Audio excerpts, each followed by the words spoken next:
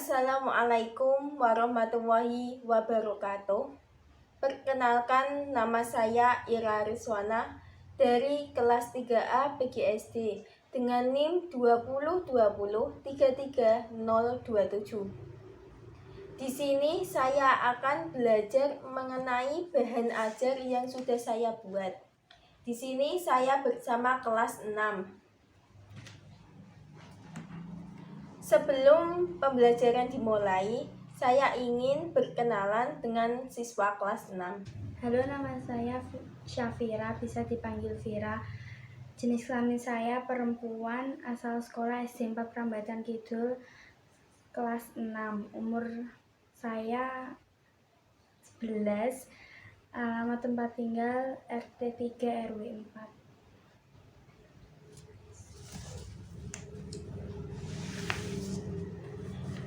Selanjutnya, saya akan memperkenalkan bahan ajar yang sudah saya buat untuk belajar kita pada hari ini.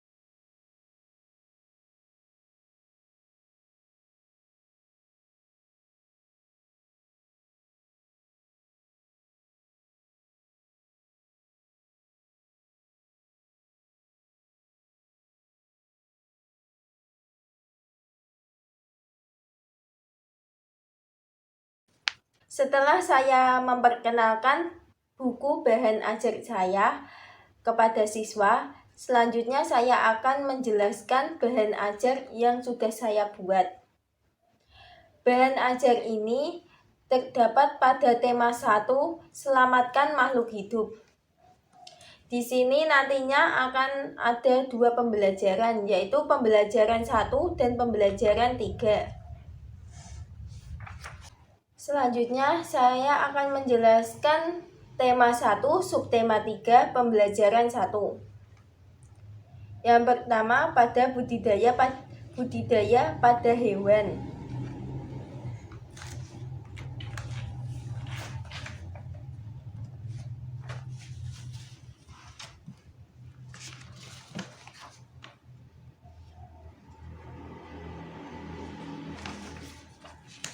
Apa yang dimaksud dengan budidaya? Pada dasarnya, budidaya adalah suatu istilah yang berhubungan dengan suatu proses memperbanyak sumber daya hayati yang biasanya terdapat dalam bidang perkebunan, peternakan, dan pertanian. Budidaya ini sering dijadikan sebagai suatu ladang bisnis yang ampuh untuk meraup banyak keuntungan yang melimpah. Di Indonesia sendiri sudah banyak kegiatan budidaya yang dilakukan oleh masyarakat, seperti budidaya pada ikan lele milik Bapak Soeharto yang ada di Desa Prambatan Kidul. Selanjutnya, nantinya hasil panen dari budidaya tersebut bisa disalurkan lagi ke penjual lagi untuk diolah dan dijadikan produk tertentu. Selain itu, kegiatan budidaya juga dinilai efektif untuk menjaga kelangsungan hidup aneka ragam hayati, sehingga bisa meminimalisirkan adanya kelangkaan pada suatu hayati tertentu. Namun, kegiatan budidaya harus dilakukan secara tepat agar tidak menimbulkan kerugian tertentu, baik itu kerugian pada alam dan kerugian pada milik budidaya itu sendiri. Pada budidaya ini saya memilih budidaya ikan lele milik Bapak Soeharto yang ada di Desa Prambatan Kidul. Selanjutnya akan mempelajari tentang perkembangbiakan pada hewan. Apa yang kalian ketahui tentang perkembangbiakan pada hewan? Perkembangbiakan sendiri adalah terbentuk individu baru yang sama sejenisnya dengan individu yang menghasilkannya. Contohnya di sini saya mengambil contoh pada ikan lele. Ikan lele tentu akan menghasilkan anak lele yang serupa secara fisik dengan induknya. Tujuan dari dilakukan perkembangbiakan adalah untuk mempertahankan jenis agar tidak punah.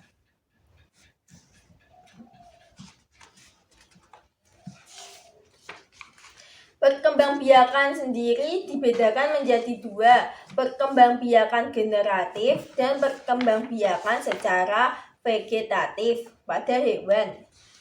Perkembangbiakan generatif contohnya ovipar, vivipar, ovovivipar.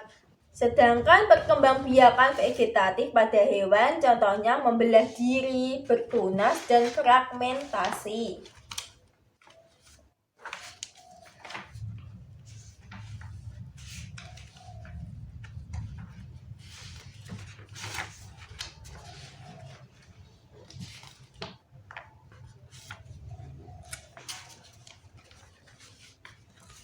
Selanjutnya, kita akan membahas soal. Untuk itu, siswa akan mengerjakan terlebih dahulu soal-soal yang sudah saya buat pada pembelajaran 1.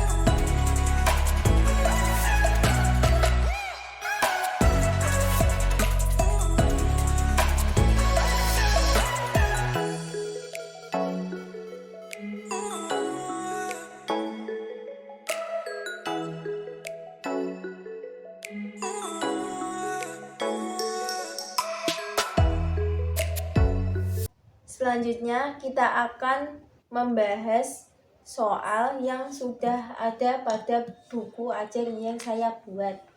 Salah satunya soalnya 1. Sebutkan budidaya yang ada di daerahmu. Jawabannya apa? Budidaya ikan lele, budidaya burung dara, budidaya burung lobet.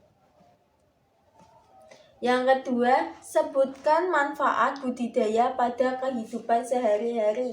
Menurut kamu apa jawabannya? 1. Dapat memperoleh keuntungan baik dari segi ekonomis maupun dari segi konsumsi sebagai makanan. 2. Dapat meningkatkan kesejahteraan masyarakat karena terbentuknya lapangan pekerjaan. Soal yang ketiga, bagaimana cara melestarikan hewan agar tidak punah? Budidaya merupakan kegiatan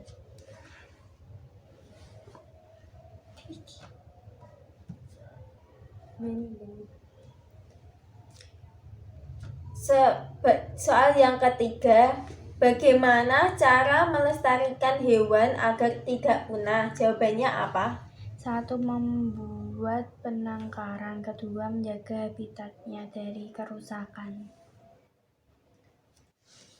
Soal yang keempat, jelaskan manfaat apa saja yang ada pada ikan lele bagi manusia.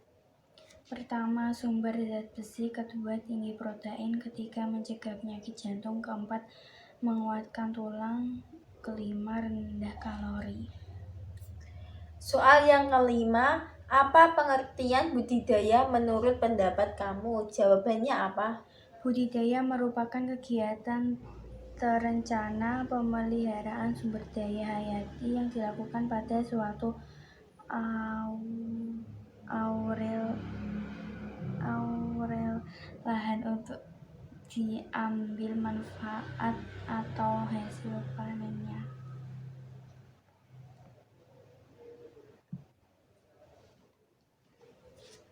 Baik, terima kasih atas jawabannya yang sudah kamu kerjakan. Selanjutnya, setelah mempelajari pembelajaran 1, selanjutnya kita mempelajari pembelajaran 3. Yang isinya cara melestarikan hewan di sekitar kita agar tidak punah.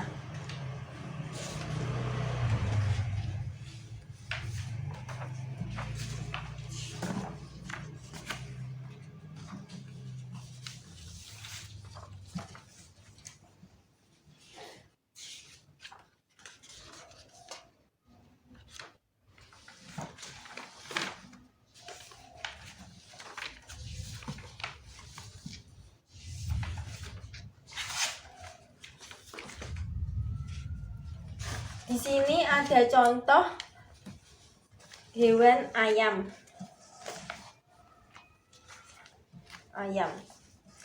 Ayam termasuk dalam kelompok hewan unggas.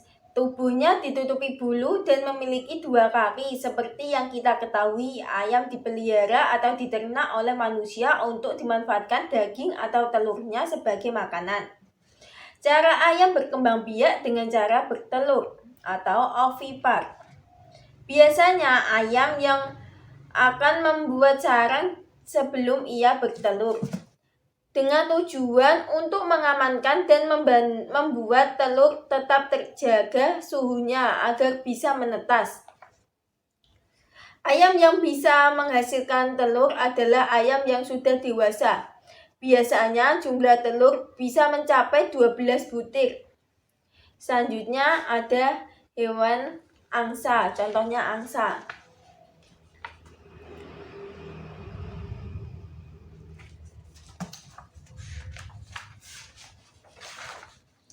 Ciri-ciri hewan angsa.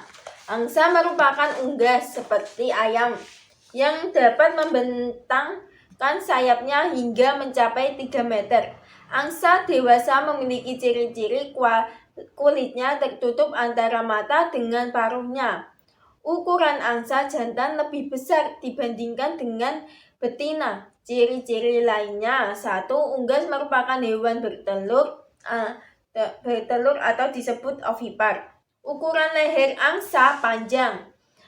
3. Angsa memiliki ekor dan ukuran ekor angsa pendek. 4. Angsa adalah unggas yang dapat terbang. 5. Bentuk sayap angsa lebar. 6. Angsa memiliki sepasang mata. 7. Angsa memiliki warna bulu yang bermacam-macam, yakni hitam, putih, coklat. 8. Hampir seluruh tubuh angsa ditutupi oleh bulu. 9. Angsa memiliki jari kaki yang diselimuti oleh selaput. 10. Merupakan hewan yang memiliki kemampuan berenang. 11. Angsa memiliki telinga yang berjumlah sepasang, namun angsa tidak memiliki daun telinga. 12. Angsa memiliki paruh yang cukup panjang dan bagian ujung paruhnya lebar. 13. Warna paruhnya berwarna kuning, namun ada juga yang berwarna hitam.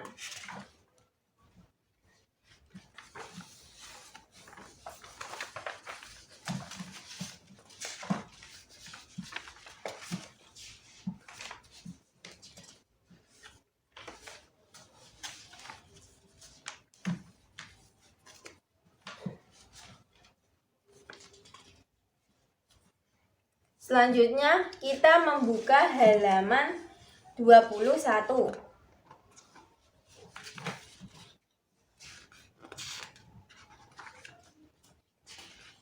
Halaman 21. Di sini ada contoh hewan yang sudah punah. punah. Contohnya 1. Orangutan, 2. Badak bercula 1, 3. Komodo, 4. Harimau Sumatera, dan lain sebagainya. Selanjutnya, pengertian pelestarian hewan sendiri adalah mengatur alam dan lingkungan agar hewan yang terancam akan terlindungi.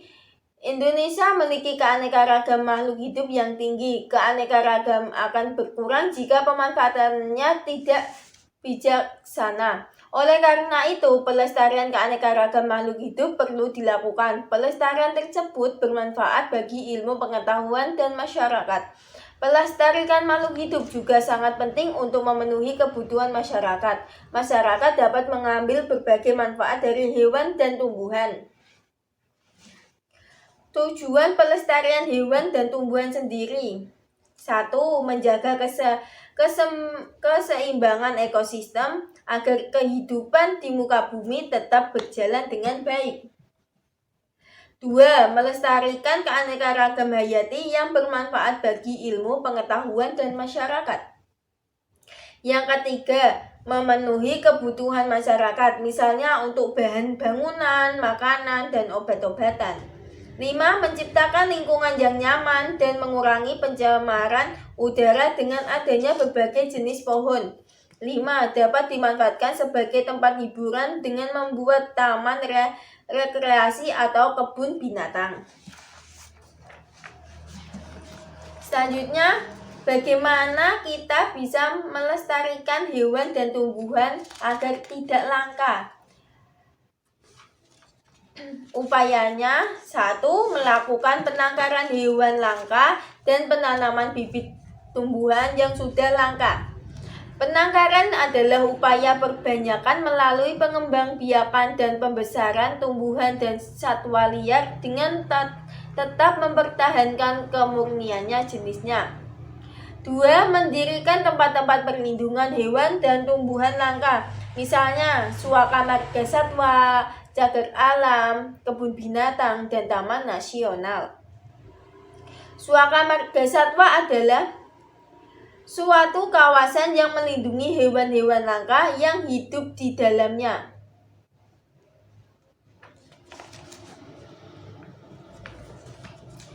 Suaka Marga Satwa di Indonesia antara lain: 1. Page Selatan di Sumatera Barat, 2. Kerumutan di Riau, 3. Karanggading Langkat Timur Laut di Sumatera Utara, 4. Waikambas di Lampung, 5. Pangandaran di Jawa Barat, 6. Gunung Rinjani di Nusa Tenggara Barat. Sedangkan cagar alam adalah suatu kawasan yang melindungi jenis tumbuhan langka yang hidup di dalamnya. Contohnya, di Indonesia, cagar alam Penanjung Pangandaran di Jawa Barat, cagar alam Nusa Kambangan Barat, dan cagar alam Nusa Kambangan Timur di Jawa Tengah. Yang ketiga, kebun binatang.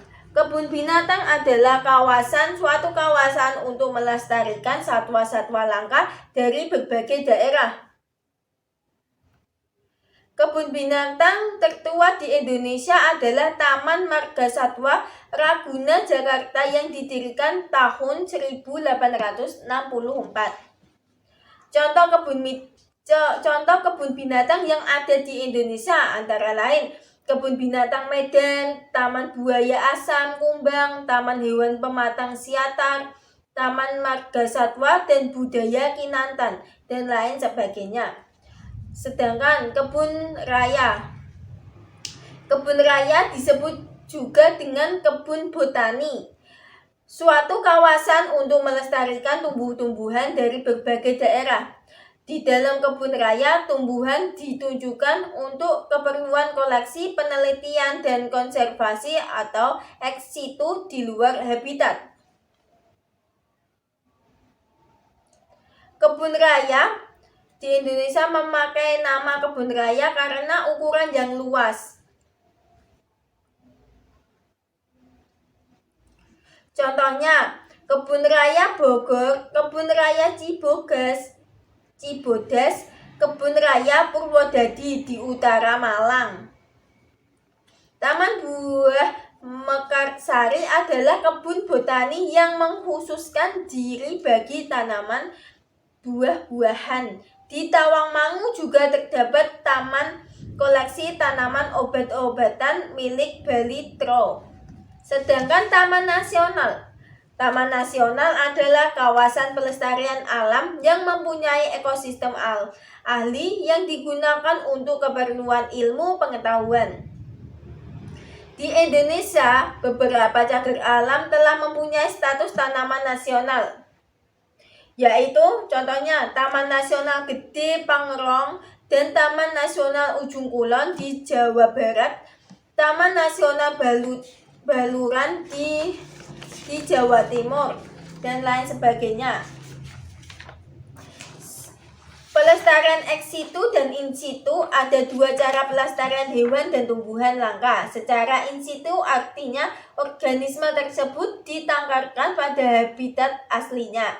Dan sedangkan pelestarian ex situ yaitu organisme tersebut ditangkarkan tidak pada habitat aslinya. Contoh pelestarian in situ.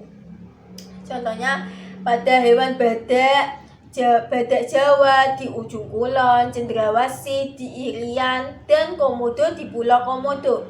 Sedangkan contoh pelestarian ex situ adalah penangkaran harimau Sumatera di kebun binatang Ragunan atau penangkaran orang utan di Taman Safari.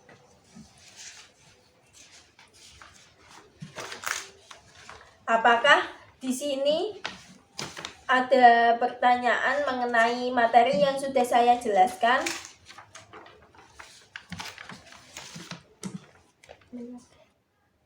Tidak. Kalau tidak, saya akan melanjutkan dengan mengerjakan soal-soal yang sudah ada di buku ajar yang sudah saya buat.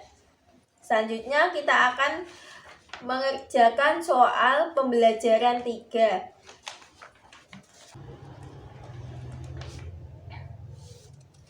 Selanjutnya kita akan membahas mengenai soal pembelajaran 3.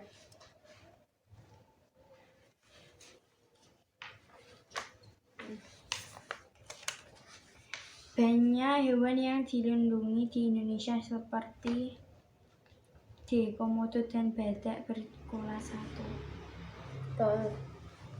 Kedua, salah satu penyebab beberapa jenis hewan dilindungi oleh pemerintah karena B.